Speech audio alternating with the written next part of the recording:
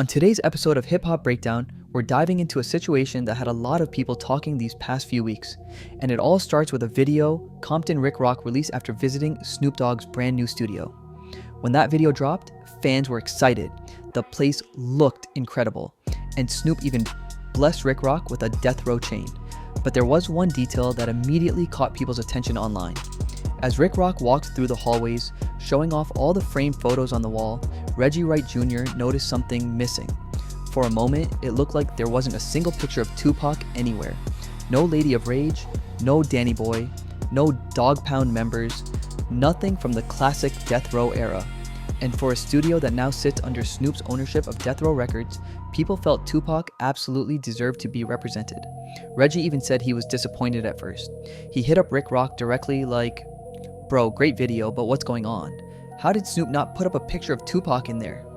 Rick Rock told him he didn't remember seeing the photos clearly during filming, but once he went back and checked the raw footage, he confirmed that Tupac actually is on the wall.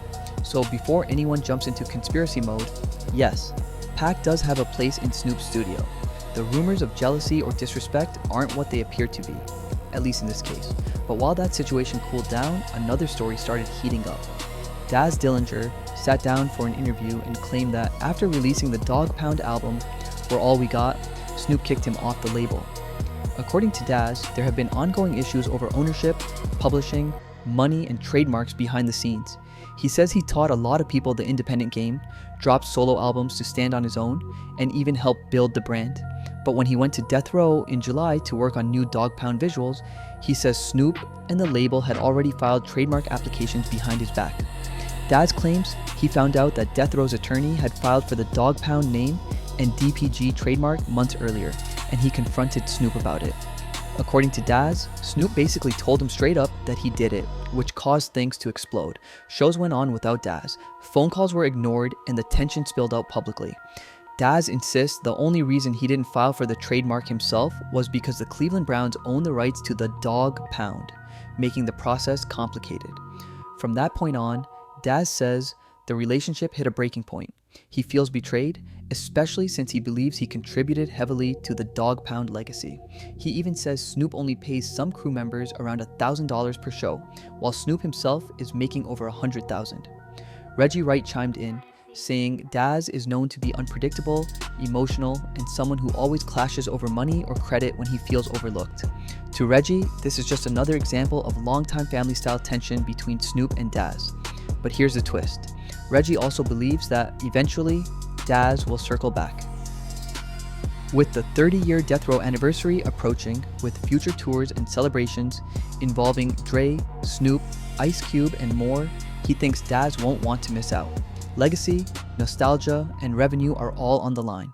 And despite the drama, Dog Pound is historic.